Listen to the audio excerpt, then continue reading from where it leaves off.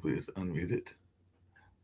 All right. Hopefully the mic's working now. But it's Wednesday, January 26th, 2028, and a lot's going on in the world. And of course, we're glad to be talking about that here on Pod TV and seeing what people's reaction are to a number of these news stories are, and all along those lines. I see I've got Dr. Sharif with me, and I'm sure others will be joining later as well. So definitely a lot's going on in the world, and always glad to be talking about what's happening in the world. Starmer wants UK pick to win over China's G without annoying Trump. So China's trip will bring benefits to UK, Starmer insists as he lands in Beijing. Very low bar is what analysts are saying as Starmer faces slim pickings in China.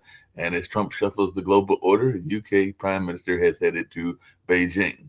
South Korea's former First Lady sentenced to 20 months in prison for corruption. The man of her household, the rise and fall of a First Lady. South Korea's ex-First Lady is jailed for 20 months for bribery. So that's the charges in that particular case and all along those lines. In Kherson, Ukraine, every step outside risks death by drone. So definitely a lot of drone attacks going on both in Ukraine and in Russia. And scientists move doomsday clock to 85 seconds before midnight. So doomsday clock ticks closer than ever to apocalypse. So definitely the scientists have set a new time. Every second counts. The doomsday clock moves closer to midnight. So the doomsday clock is at 85 seconds to midnight, and threats from climate crisis and AI are where they're pushing it in that direction. India to slash tariffs on cars to 40% in trade deal with EU, according to some sources, and we had reported on that a couple of days ago. So all eyes are on Trump's reaction to the mother of all deals between India and the EU. And Russians strike civilian train in Ukraine, killing 5 in an attack Zelensky calls terrorism. So Russian strike on passenger train in northeastern Ukraine kills 5, and Zelensky has condemned the terrorism after the Russians hit that particular train. And there was dramatic footage showing babies among those evacuated from the blazing Ukraine train. And former French senator found guilty of spiking lawmakers' drink with ecstasy. So definitely former French senator convicted of drugging a colleague intending to assault her. So how French ex-senator trial brings national attention to drug-facilitated sexual assault. So definitely that's something that is going on. And as we were talking about yesterday, sexual assault is a major issue even on our college campuses here in the United States. And as we reported yesterday, Israel has retrieved the remains of the last hostage, Rand Geveli, from Gaza. So that is definitely something else that people are talking about as well. And of course, people are talking about Xi Jinping's purge of top general sends China's military into uncharted water and all along those lines. So definitely that's something that people are paying attention to as well. And a man was tackled to the ground after spraying an unknown substance on Representative Ilhan Omar. So I don't let bullies win is what the U.S. Congresswoman Omar said after a substance was thrown at her, and the lawmakers condemned the disgusting attack on Ilhan Omar at a Minneapolis town hall.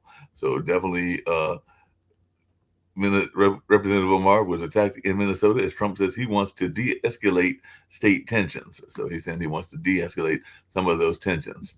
And a Second Amendment backlash follows portrayal of Alex Preddy by some Trump administration officials. So 2 federal officers fired guns in Alex Preddy's shooting, initial DHS report says.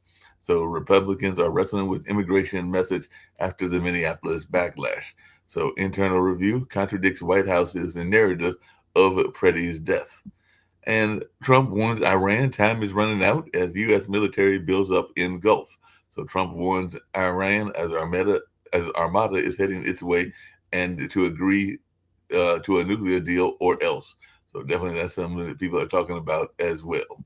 And as Minneapolis rages, legislators are moving to restrict ICE in their states. So U.S. state lawmakers are pushing to allow lawsuits against ICE agents. An Ohio group wants to hold ICE agents accountable by closing this federal loophole. So Connecticut Democrats are worried about ICE violating residents' civil rights. And there are some people that are saying, what will they be doing about that in their area?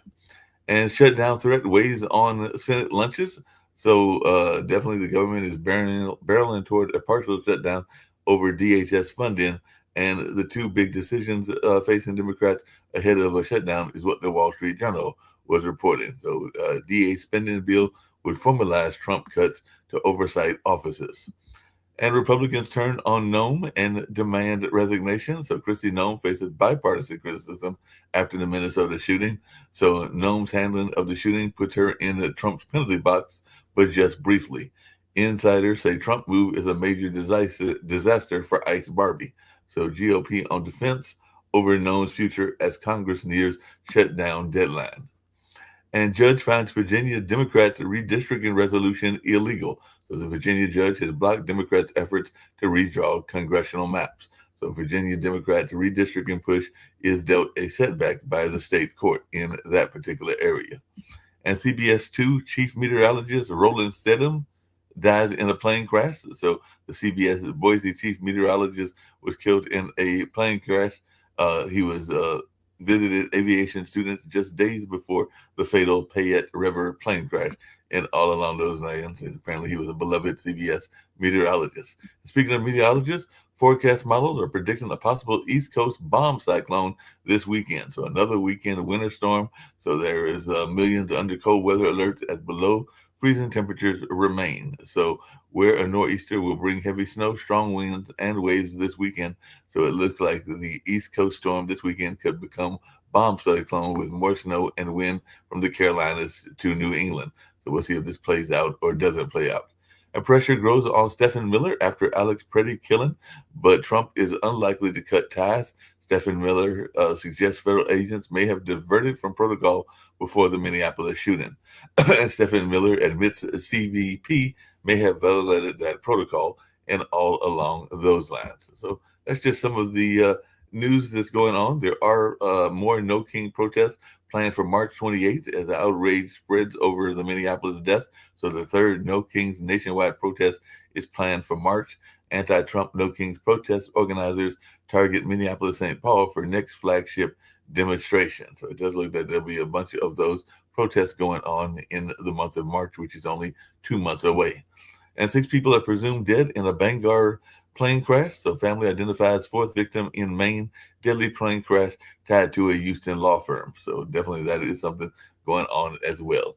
And Rubio to warn that U.S. is prepared to use force if Venezuela does not meet demands. So Rubio will be testifying about Venezuela at a Senate hearing today, and he'll be testifying over the U.S. capture of former Venezuelan President Maduro. And he's bracing for Senate scrutiny over Venezuela and how that was handled and all along those lines. So that's a lot that's going on in the world. I'm going to bring in Rick Rosner, see what he's got going on. And also Dr. Sharif is with us, but it looks like he stepped away from the computer for a minute. So I'll bring him in when he comes back on and everything like that. So how are you doing, Rick? I'm okay. Good. What's going on in your neck of the world? That's all that we got. Let's talk about the Melania movie, the Melania documentary. Okay. Directed by Brett Ratner, who's in the Epstein files. He's a well-known director who is also a well-known sexual predator. Wow. She got paid $28 million. It's an Amazon production. She was paid by Jeff Bezos. The movie's budget, $40 million. Advertising budget, $35 million. And it's widely expected to... nobody wants to see this frickin' movie. They've started selling tickets, advanced sales in London, England, Okay. and so far out of like 5 theaters, a total of a dozen tickets have been sold. A dozen tickets, that's not good. I've done events where there's been low ticket sales and everything like that, and that's never a good thing when you've got low ticket sales, particularly with something with this much hype. I was actually curious to your reaction because, the first thing that crossed my mind, and I hate to say this, is some of the chemicals that have been sprayed, anthrax, I think it's called, or something like that. How's it pronounced? Anthrax? Anthrax, yeah. When that's the first thing that crossed my mind when Representative Omar was sprayed with this mysterious chemical. Yeah, it's possible, but I mean, the guy was a crazy idiot, and if you want to get a hold of anthrax, it helps to not be a crazy idiot. It's not the easiest stuff to get a hold of. And I don't think they've identified what the chemical was. I just know some people said it was very foul smelling, whatever it was, and everything. It could have been some kind of deer or bear repellent, or deer. It could have been pee. We don't know yet. Yeah, And we don't know yet what it was, but it could have been anything. She said she's not going to let bullies stop her from criticizing Christy Gnomes and other people as well. But yeah, that was the story that I saw when I was watching and getting ready to go to sleep yesterday and everything. So that one came across my news feed in the late night and everything along those lines. But yeah, Dr. Sharif, what's going on in your world? Because this was and what have you got going on in your world? You're on mute right now, but what have you got happening in your part of the world? He's still on still muted. Okay, while he's muted, I'm going to say that Trump's approval ratings have hit the lowest point of his second term in office. Wow. And what are those approval ratings? He's down. For momentarily yesterday, he dropped under 41% for the first time. Now he's back up to barely 41%. But he's caught in the middle because he has to say you can't carry guns or you're going to get shot, which pisses off Second Amendment people. He has to back off in Minnesota because everybody's so pissed at ICE and the Border Patrol being so violent and incompetent. That pisses off the people who voted for him because he was going to be mean to immigrants. So he's in a tough place. He's in a tough place. Speaking of tough place, apparently the first U.S. execution is scheduled for Texas. Apparently a Texas man is slated to be the first person executed in the U.S. this year for killing his ex-girlfriend. So he's scheduled to be executed in the 1998 killing of his ex-girlfriend and new paramour and everything like that. So the grieving son will be attending the execution of mom's killer. And he said it's been tough and all along those lines. So I don't know your take on U.S.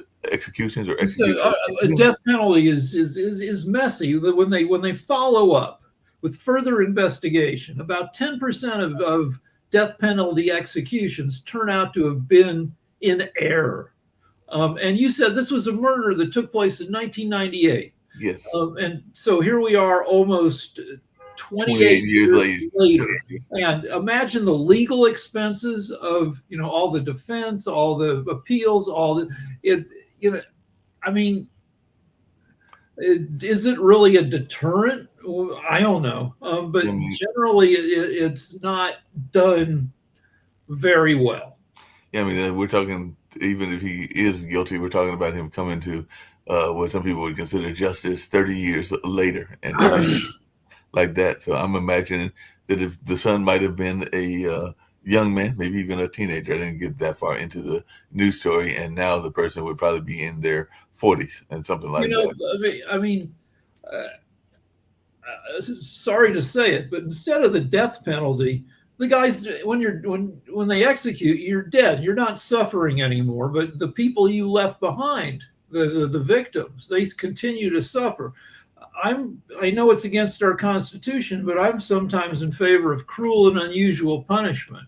Instead of if they prove that somebody is guilty of a wanton act of just violence, then put them in a deli slicer. Every day, just hold their feet up to the slicer and take another slice off of them until, you're up to their knees. That seems like more of a fitting punishment than putting them to death.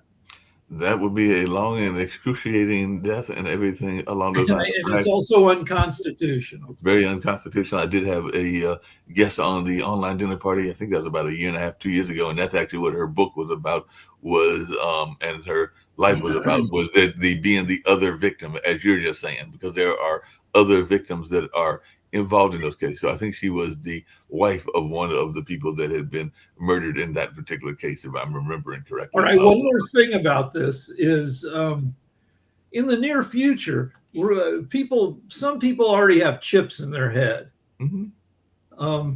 And in the future, it might be that when somebody commits a heinous act and is just an incorrigible bad guy, you could put a chip in their head that turns them into less of a bad guy.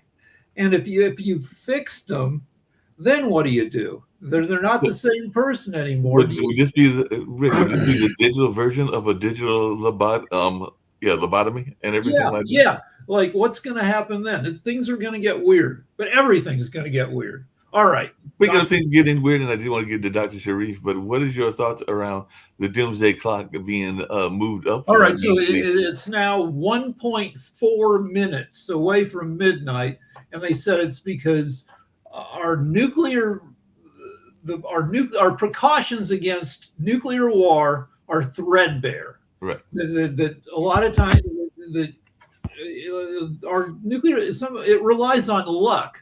Like in the 80s, Russia got a notice that dozens of missiles were flying towards the Soviet Union, and we were, and there was a colonel in charge of whether or not to fire missiles back.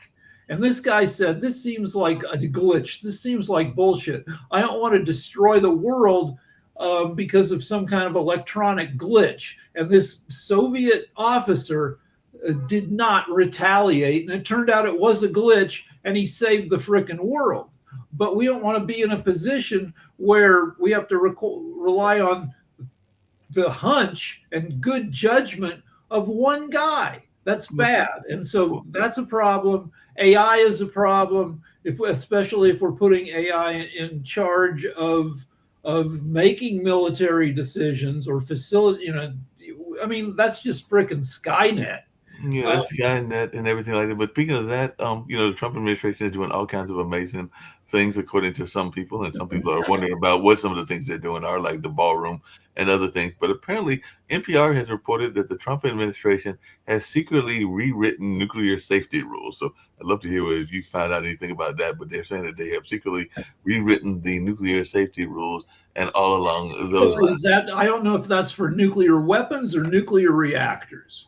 Then that I'm not sure about it either. I'm going to But try. the deal is that most of the time when a nuclear reactor has a disaster, it's because they weren't following the rules. Chernobyl, the biggest nuclear disaster, was people testing out the system and doing it wrong because they were freaking idiots. They were testing the system to see what happens if we do this and what happens if we do that. And they did that and it destroyed the reactor. And it's now an entire like 50 by 50-mile chunk of Ukraine, something. You can't even go in there because it's permanently radioactive. The dogs in the area have turned blue, either from nuclear mutation or because they got into some blue paint. I don't know, but and that was just it. There was nothing really faulty about the reactor. It was the people who were faulty. So if Trump is relaxing the frickin' rules,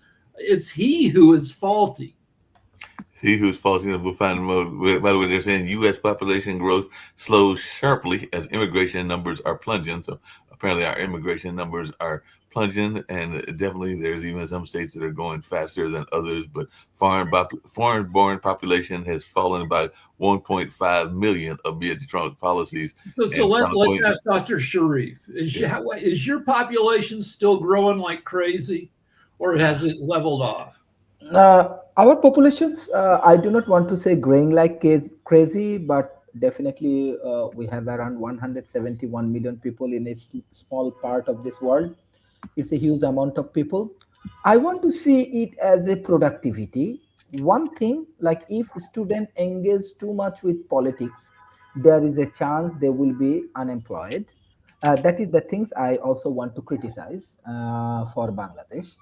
On the other hand, when you discuss about different issues of Bangladesh, I do focus on talent economy because from my last 15 years of journey, I saw there are a lot of talent around the world, but it has lack of employment, lack of economical investment, technological engagement, or infrastructural development. And I see, according to the US government data, December 2025, total number of unemployed people in the United States was about 7.5 million people, meaning people who do not have a job or actively seeking work and available to work. So it's a key figures like unemployed person till December 2025. It's a January 2026, 7.5 million. This is officially count from the Bureau of Labor Statistics, and unemployed rate is 4.4%. And beside that, I just try to understand like how this Bureau of Labor Statistics in USA or current popular survey CPC model actually work. They count unemployment based on number one, those who do not have job. Number two, are available to work. Number three, have actively looked for job in the last 4 weeks. So the indicators I want to work or I want to discuss and contribute. We discuss a lot about this artificial intelligence in USA and USA growth. We do discuss a lot about quantum computing. We do discuss a lot about this defense. Definitely, US defense is world one of the best. Same problem Bangladesh also have. Bangladesh is small. Bangladesh also have. It's not I'm criticizing US. I'm trying to go for constructive arguments because talent economy is my core and other things. So, so US, if they can invest beside this defense and other things, if they invest more in this unemployment people, give them more chance and opportunity for jobs. If because of AI, many people lose their jobs, I think US need to develop better policy. How they can protect human right to get the job, how people can get the jobs and all of the things. And third important factor for me, that how they train the peoples, educate the people. We see that China, we see Germany, we see Singapore, we see South Korea, how they investing in the youth. Whatever it is, you have oil and gas and all of the technologies and other things. If the people of Bangladesh or USA, they do not have a job and other things, it's actually very crucial for us. So I request through this program to the US communities, US bank, US financial institutions, US government agency, or US universities or corporation, you should provide more opportunity to the youth, to the unemployment peoples, give them maybe a learning and earning opportunity. They can get into the corporation, they can earn, they can pay their house rent, they can pay their food bills, they can pay their medical bill, and they can learn and they can grow and they can contribute for the company. That is the things. I think USA, all of the big tensions, they discuss a lot and they bring this, all of the media things and everything. But the grassroots level community engagement with the American people is very important. The same way, this is not American people I'm requesting. Bangladesh, the new government is coming, new things is happening. I request the Bangladesh government, you should focus on reducing this unemployment. You do all of the mega projects. Bangladesh do not have zero values. Better, you have to ensure how these people get jobs, how they earn money, and how they go for it. And this is not intellectual discussions. I am also contributing through Japan, through USA and European alliance, through Indian alignments, through Pakistan alignment, how I can create more opportunity. My target, each and every student or each and every people, those who under ecosystem of World Talent Economic Forum, institutions, they can earn at least $1,000 every month. That is good amount of money, decent amount of money they can survive in Bangladesh. But I see most of the countries, big countries to small countries, country like big economy to USA, to country like a small economy to Bangladesh, they naturally avoid these unemployment issues. You can see China doing fantastic jobs. China doing all of the good things. They're creating a lot of opportunities for their youth, for their education, for their research. And you can find now most of the top tier research universities and scientific innovation happening in China. So that is the way that the difference will happen. So yeah, that is my argument and that is my appeal. Yeah, appreciate it. All right, so let's talk about growth for a second. So I looked up Bangladesh. In the 60s, Bangladesh was growing at 3% a year, which means its population would double in 24 years. Now it's down to 1%, which means it would take 72 years for the population to double, which is typical of a bunch of countries.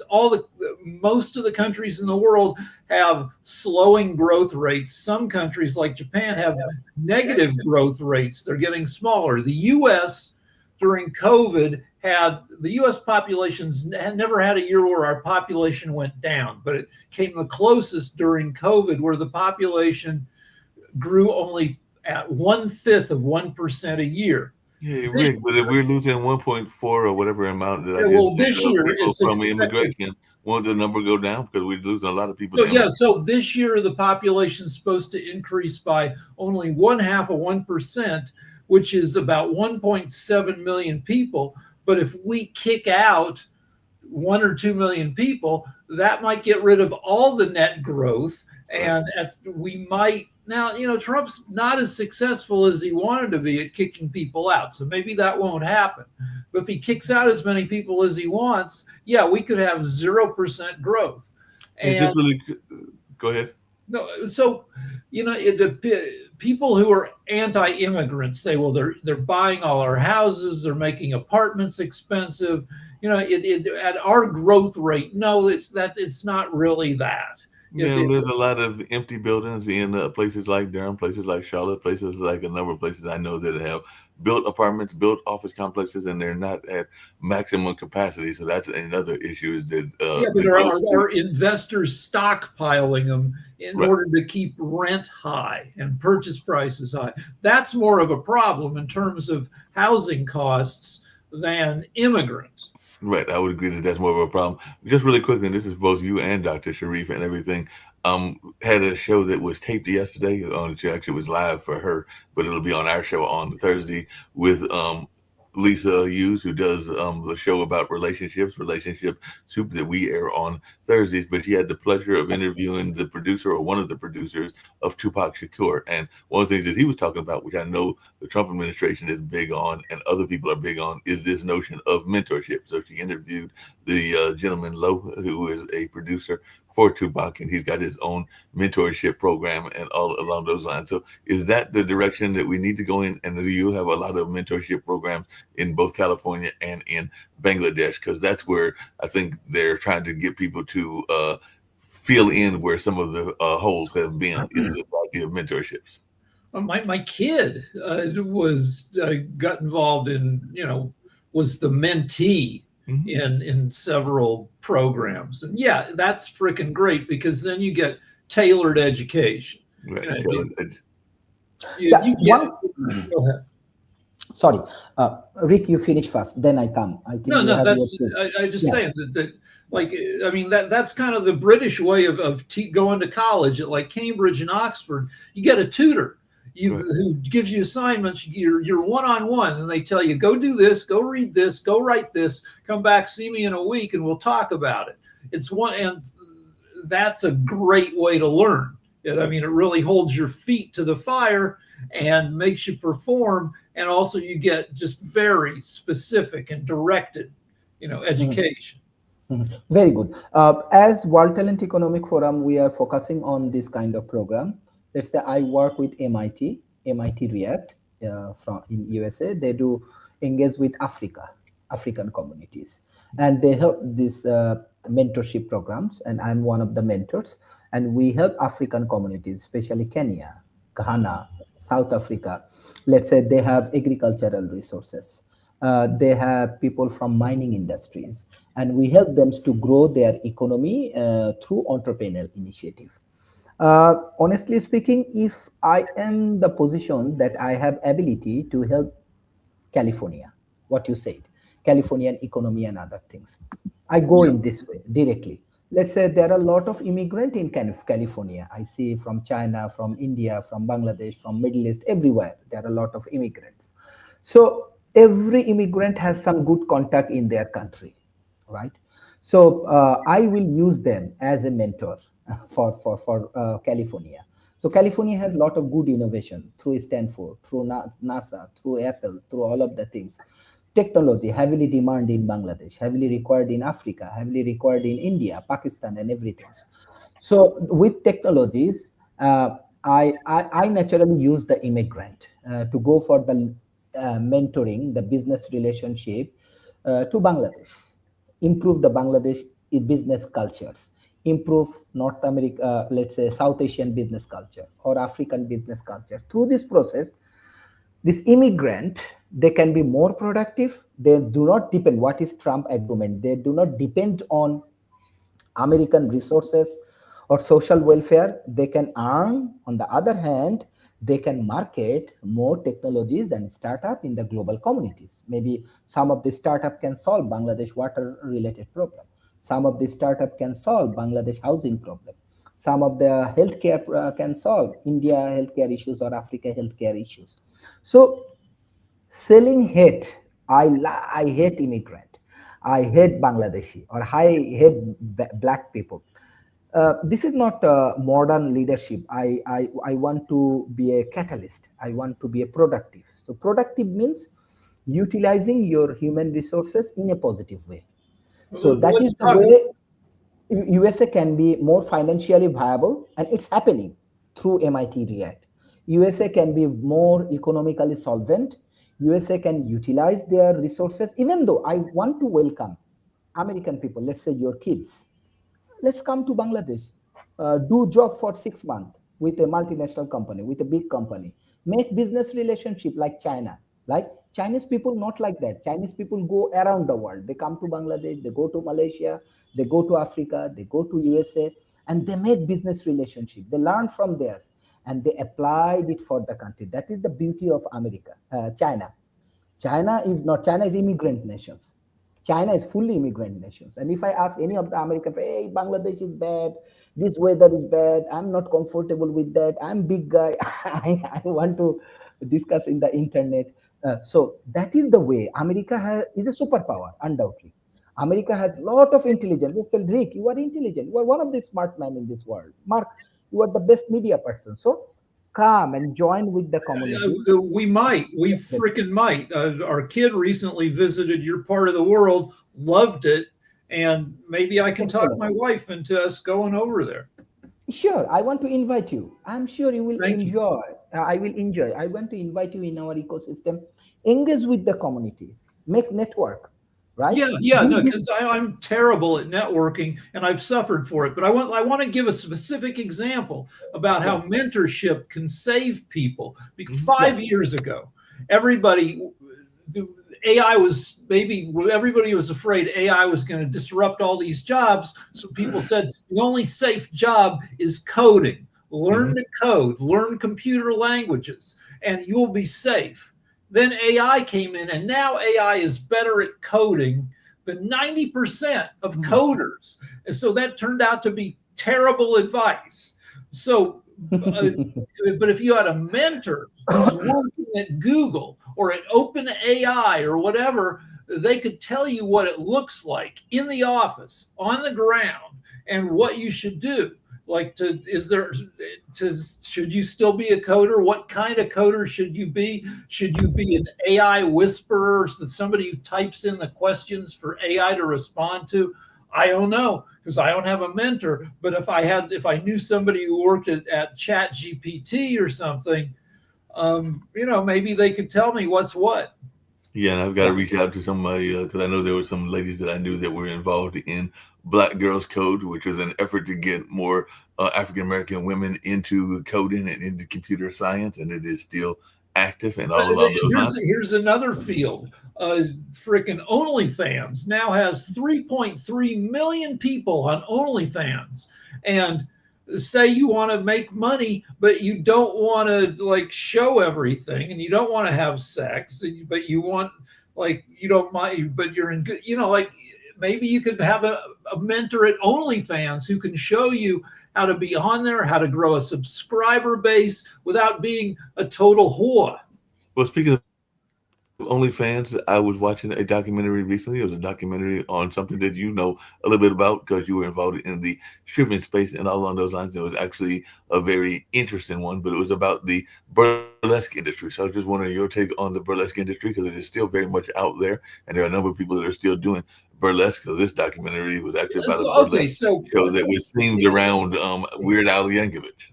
So in the early 20th century, there was very little pornography. Adam Carolla says that our grandpas, if they wanted to look at sexy stuff, they had to go lie on a grassy hill and look up at the sky and wait for a sexy shaped cloud to drift by. And like, so there were these things that like bordered on, burlesque was sexy without, the typical burlesque performance. This lady comes out with big feathered fans and she pulls off clothes, but the fans, make it so you don't see anything. It was like very, very soft core. And it was like a skilled thing.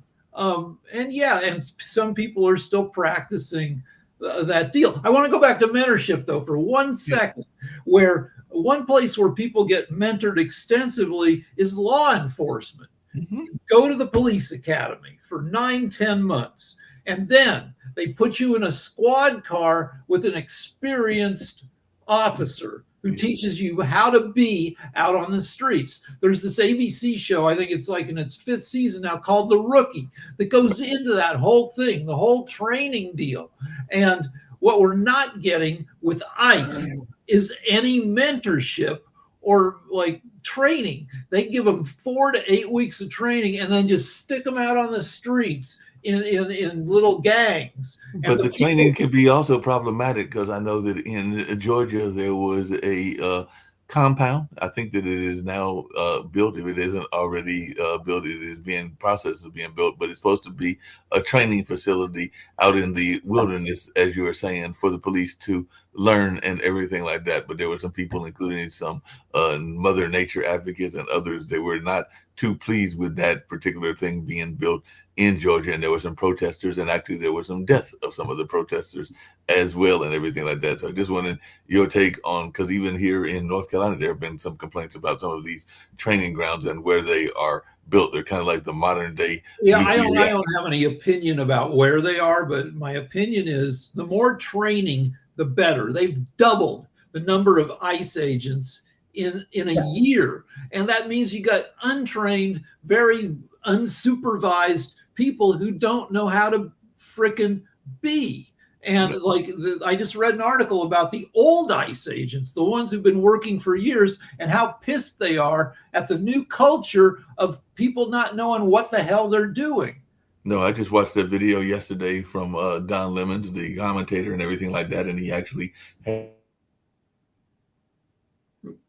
frozen and everything, but it was a gentleman that was of African descent and was an Uber driver, but he was also an engineer, speaking of training and all along those lines. But he was actually having an encounter with the ICE agents, trying to find out why they were harassing him, because he was just at a airport, I believe it was, or someplace to pick up his Uber customers, but they were harassing him because of the accent and everything like that. And I think a couple of them had accents as well. So he was actually teasing them and all along those lines. And there was an ex-officer, I don't think he was an ex-ICE officer, but he was not too pleased at the way that they had been. Yeah, so I did nightclub security for 25 years, and I was a big pussy. I was good at getting hit, but I wasn't good at and you really don't, as security, you really don't want to beat the hell out of people.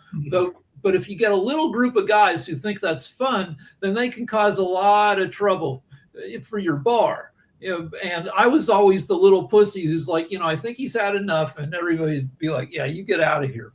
Yeah, but that might have been you. But as I know, and I'm sure Kim knows this as well, some nightclubs, because I even know here in North Carolina, there's some Latin nightclubs and some other nightclubs that hire off-duty police officers to be their security. And some of those police officers, just like any police officers, are good police officers, but there are some that are bad apples that might be trying to harass some of the young ladies, and also might be using it to do their own dirt, including maybe some of their own drug dirt and everything like that. Because I'm sure that Kim can testify that there are some good officers that are out there, but there are also some bad officers that are. There's good bouncers and there's bad bouncers. Right. There's good and bad. One of the things that have intrigued me is the question. I don't know why enough people aren't asking it. Some people are, but nobody's really focused on it. Is why is Trump targeting all his rage on Minnesota? Why? And my theory, my ultimate theory, always resorts back to the pedophile trends that he's part of in the Epstein files. But Minnesota, back in March of 2025, arrested what I call one of the Reich Republicans that were pedophiles, and arrested Justin Eckhorn, a senator, who is a Republican, for luring and raping children and girls.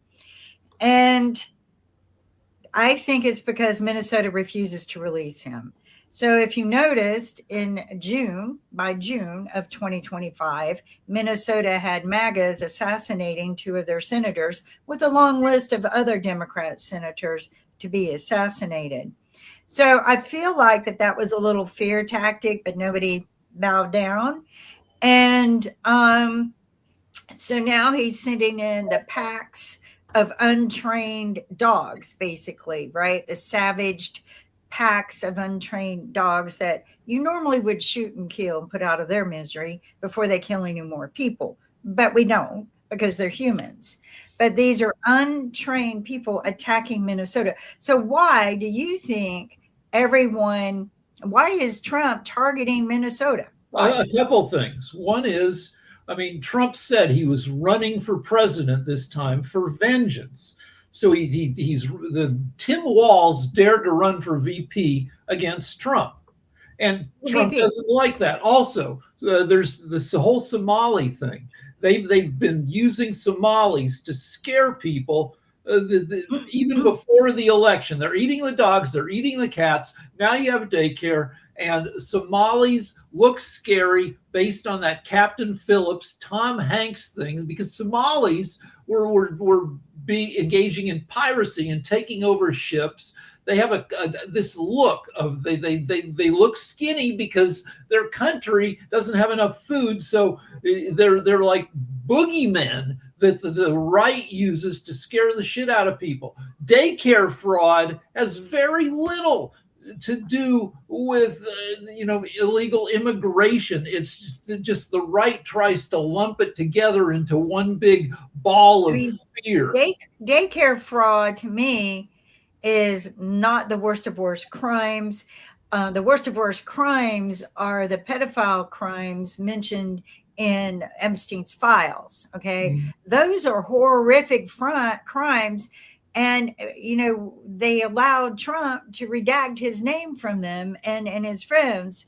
Those are the worst crimes. I don't really give a damn anymore about people who, embezzle money or whatever. Trump has been doing that for years. He's convicted as a felon for doing such things.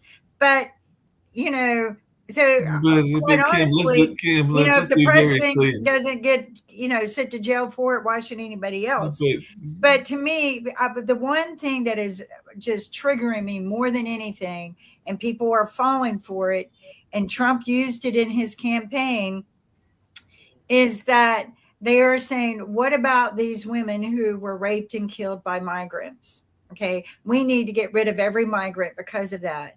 Well, let me explain something to you. Every year, 12 million women and 24 million children and 6 million men, but anyway, are victims to domestic violence, to physical abuse, to horrific abuses, kidnapping, raping, and 10,000, people don't know this number, 10,000 women, I know this particular number, are killed. I know a lot of stats on this. Okay. I know it inside and out.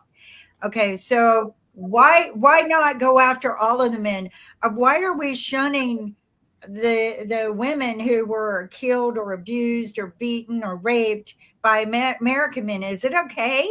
Are we saying it's okay are we grooming the people to say it's okay for American men to rape and kill women and children, but it's not okay for migrants? We do things by is that what we're doing? So when I'm insulted. If you're a lib and you say Renee Good, then conservatives come back and say, well, why do you care about her and you don't care about Laken Riley, who was a young, I think, nursing student who was killed by an immigrant?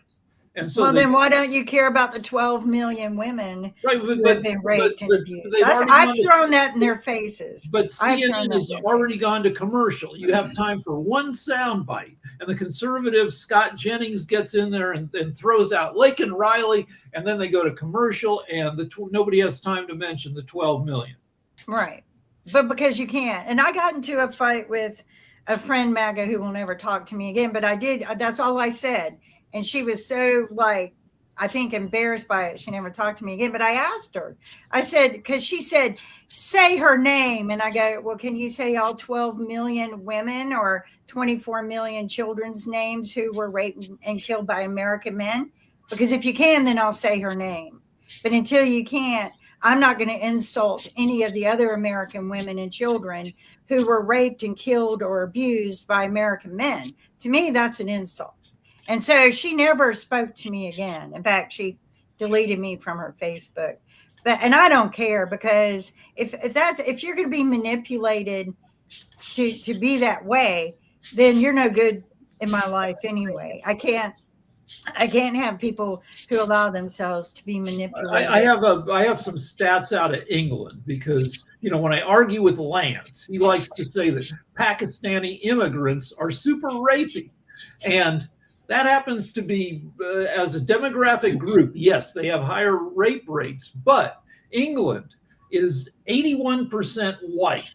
And white guys are responsible for 78% of the rapes in England. So they're pretty, so the vast majority, and the percentages are very close, where, okay, you might have these little teeny populations that are rapey, but overall, it's everybody in England. It's white guys doing, most of the raping. So I think we're missing white wealthy men in the Epstein files. 100% of them white wealthy men, majority from America. There are a few internationals. Yeah, I think we're missing the whole point of why he's in Minnesota. I mean, that's what I was asking, though. I personally think it's to release. Well, let's hear what you told me. We just have to be blunt. We have to be honest. We have to be completely blunt, and we have to be completely honest. The Talk problem. Louder. Oh, I hear you. Is my volume louder? There you go. Okay. So we have to be completely blunt and completely honest. He tried to do what he's doing in Minnesota and LA. There were no targets in LA. He could go after brown people, but he could not get a target or a boogeyman. The stuff that was happening in Ohio, oh, they're eating their cats and dogs, that died out in the campaign. So he couldn't use that as a target. What became the next target? The Somalian people. What are the Somalian people? Not only are some of them Muslim, so he can create that boogeyman. That's a check off the box, but they're brown skinned. That's a check off the box. This whole push has been about getting anybody who's brown. They just went after I think it was Ecuador's consulate that was in the U.S. ICE just went to his house. So this has nothing to do with criminals. This has nothing. I mean, yes, it's sure we can throw in the Epstein files that is partially a cover up of that. But do you think that they're trying to train people to hate the brown people to divert that? Because 100% of the men in the Epstein files are wealthy. I get all that. Wealthy white. I get that. I understand that. But wealthy we're missing the point. I think they're trying to direct people. They've already stated that this is the whitening of America.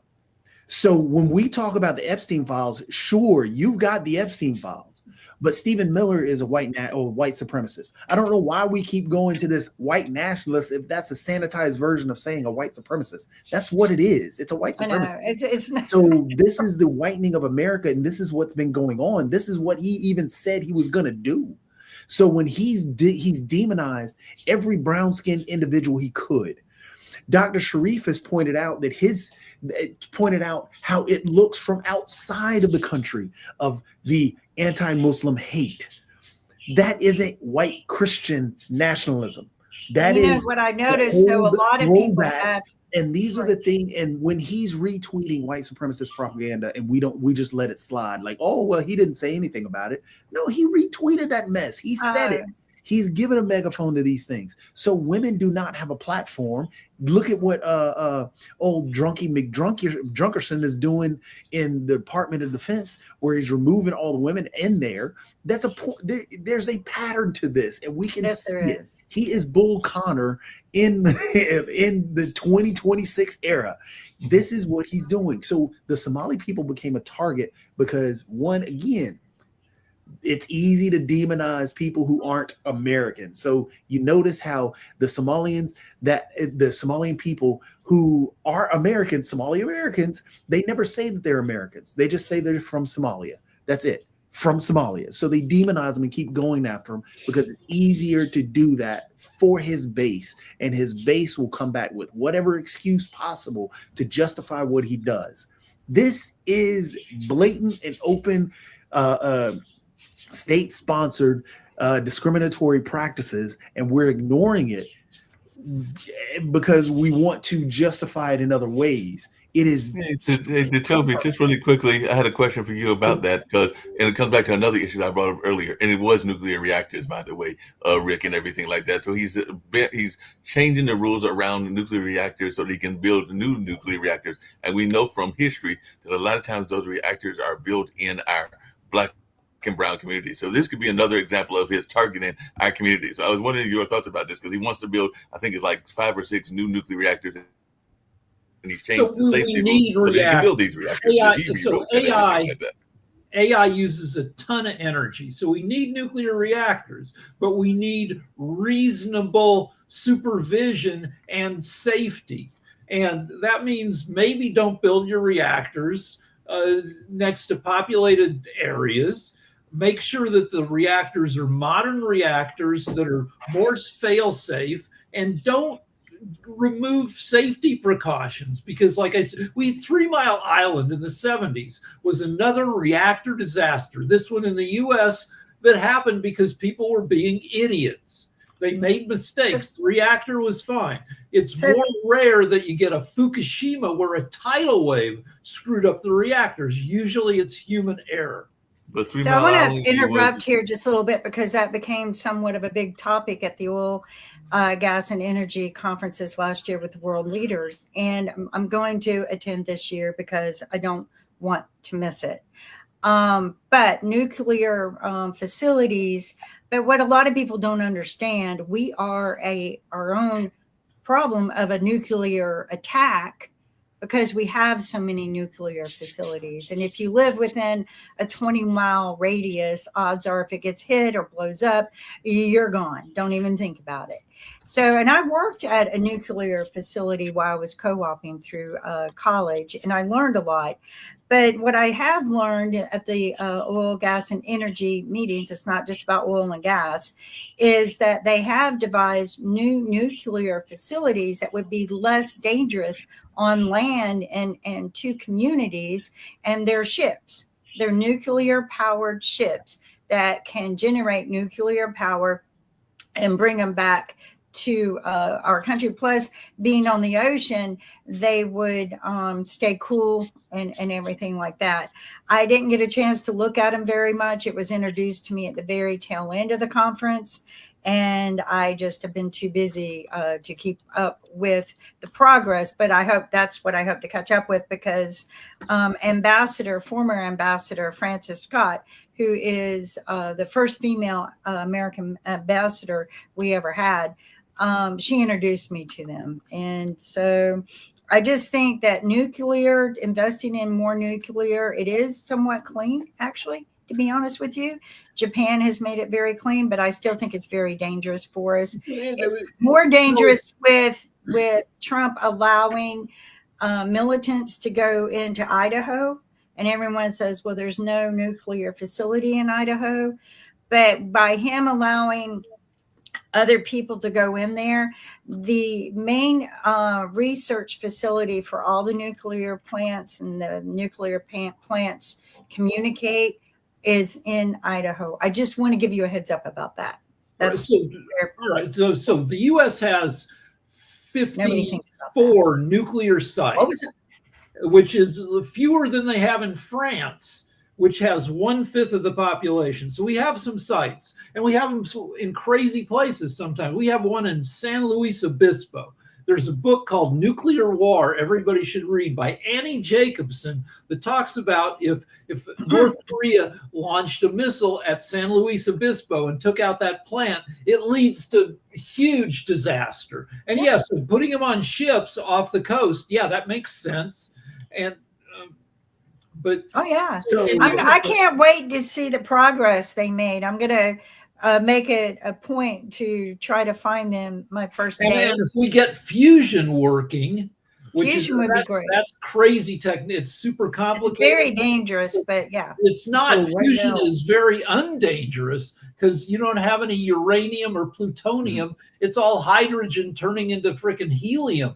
It's you blow up a fusion plant, nothing happens. So the big thing with fusion, the only major danger with fusion is the amount of heat coming off of it. Because that's what they're having to break through right now, which evidently China has already made a big breakthrough in nuclear fusion, which would be great because that could help power a lot of the AI, because AI is really going to destroy a lot of the environment. And especially the cooling of it is going to destroy a lot of the environment. But yeah, so But fusion's not a bad choice. It really fusion, is. fusion isn't. Some But we're great not progress in it, and I really like. I think it's more cost effective once it passes through. Mhm.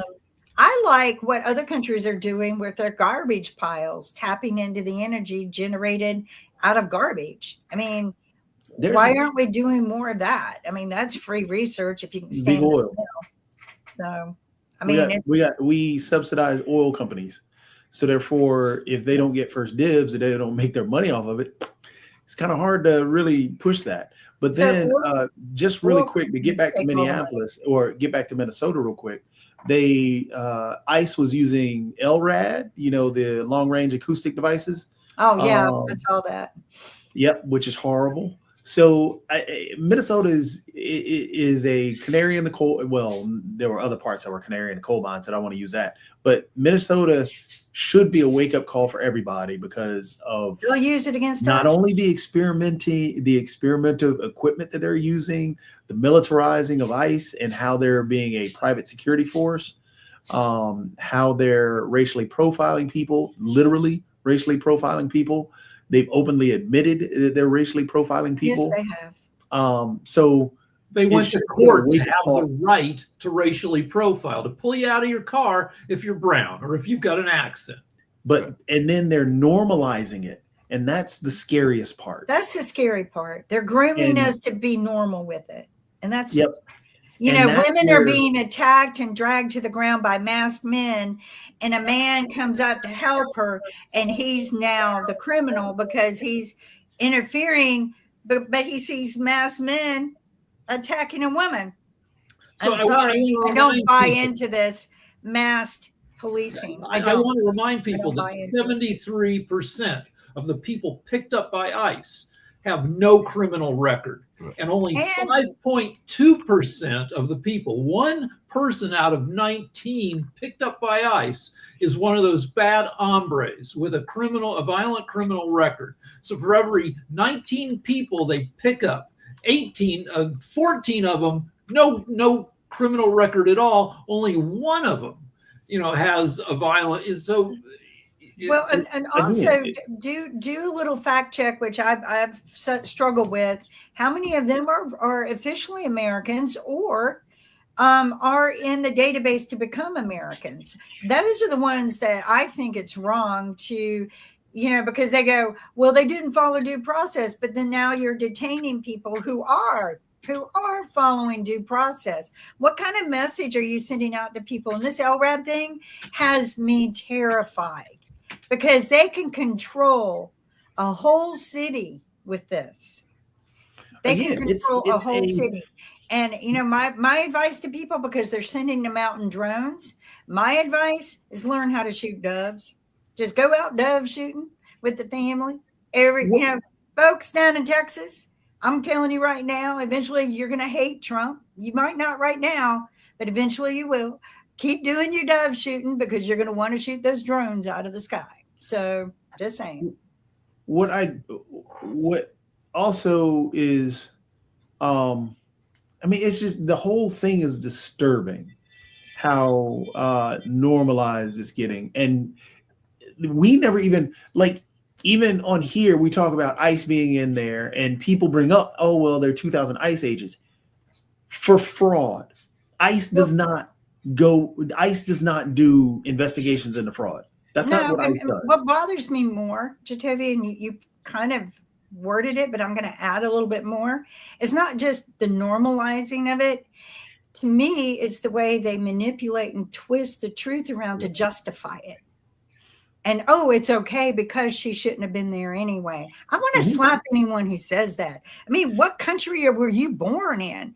Please go back, because that's not America that I was born in. I was allowed to go any damn where I want in my minivan and do anything I want as long as I wasn't killing anyone. And it's bad. We're justifying it. That's bad. This is where it gets really scary. Is that the followers of this stuff, they don't even need that justification. What it is they voted for this man because he makes liberals mad. So they will stick and ride with that. They don't care about a justification. They will turn and take anything to argue. Like when Rick, you were talking about arguing with Lance and bringing up Ashley Babbitt. Ashley Babbitt has nothing to do with what happened to Alex Peretti. Laken Riley. Or Lincoln Riley. Even Lincoln Riley has nothing to do with Alex Peretti. Lincoln Riley, Ashley Babbitt, all these examples that they want to bring up. It has nothing to do with what happened. But hey, it's a justification. Now I can do a deflection and a whole whataboutism, a straw man argument, and I have protected and I have now made you mad. So it's funny to me that you're mad that this man is making you mad. Oh, I like that. And that's what gets me about some people. As an individual who is on vacation this week that I got to poke fun at because he puts it up on his Facebook and then comes and plays the bad guy. When you're playing the bad guy, you're still spreading misinformation still actually feeding the beast and normalizing it. Are you talking about Nick? Are you talking about Nick? Exactly. Hey, Nick, we all love you. Happy birthday. I hope you're enjoying your birthday vacation. It is well deserved. I hope that you're watching us today because we do love you. I do know that you do it to also aggravate people, to get them aware of what's being said. So I attack you back as well. I love you. Please don't take it wrong. We're all here for the better good of man and to try to bring you conversations that make you aware of as much of the truth as we can. Don't be manipulated. Ask the wise. Okay. Don't just ask. Go find out for yourself. Well, this is also the sportification of politics, where there's always been a lot of shit talking among fans in sports. And, it's mostly in good fun unless you come to Dodger Stadium where you might get your head beaten in for, wearing the wrong jersey. But, it's moved. That's true. That is true. But You're right. It's moved into politics where, you're just trying to score points. You're trying to make the other side feel bad. And it gets rid of a lot of it pushes out a lot of the substance in favor of who can get the best one-liner hit in. Yep. Well, and I think that the sportification of politics needs to come to an end. I don't think we need a two-party system anymore. I think we need to start electing officials that are people, real people, for the people. And when we get rid of the parties, we get rid of all the party favors and all of the corruption that's going on right now. I actually even believe that people in both parties work together to confuse people. So I actually think that they are actually there working together. You do get, like, Eisenhower was president from 53 to 61. And he was revered in America, and both parties recruited him to run for president. He went with the Republicans, but he was, not super political. In fact, he he kind of hated politics. His farewell address warned against the military-industrial complex, and he presided over. There was the Cold War, and that sucked, and there was a ton of racism because it was the 50s. But it was besides the Cold War, it was and the Korean War. But I mean, he was a reasonable, calm president. And yeah, when you don't have an overtly political president, it's better for the country. I also think that Trump needs a civil war. And I guess it's time to quit. Thank you. It's time to wrap, folks. Thank you very much for watching. We're going to be trying to launch a couple of new shows coming up. One of them will be Tuesday at 4 p.m. Eastern Standard Time to discuss the Epstein files.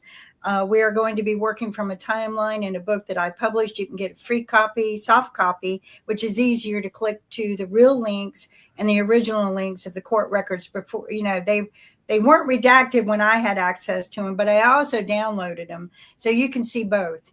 But anyway, we're going to be starting that. I hope to look forward to seeing you guys to talk about this and break it down. We won't just start at the very beginning of Epstein's life. I want to kind of dig into the dirt. So I hope to see you guys there. Thank you for joining us. We'll see you tomorrow, 10 a.m. Eastern Standard Time. Take care.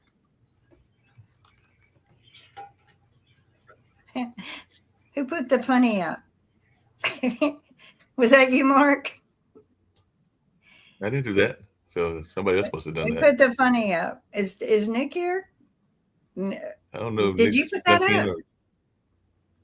Jacoby might have put it up because Jacoby's got access. I love it. Can you find the outro? My computer is acting crazy, so the outro should be right there at the top under media. I don't see it. So we'll just sit here and talk a wee bit. You didn't talk much while we're all running our mouths.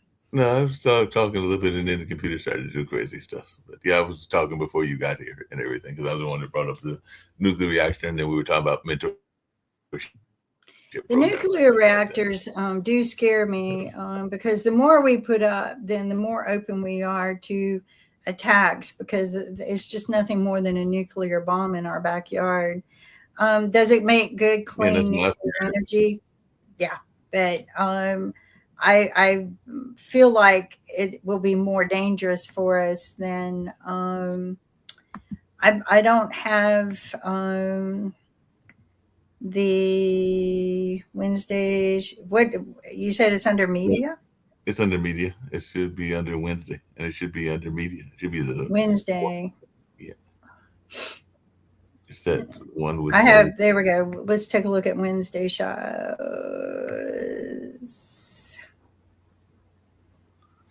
How far down is it? And well, folks, this is the challenge we have sometimes when someone who hasn't been here in a long time just happens to pop in and no problem. Do the outros. I don't see the outros. You see media and you see what towards the bottom and everything. Oh, hold on a second. I see Wednesday. I don't see media. It was under video clips. I got it now. It's okay. All right. Yeah. Thank you.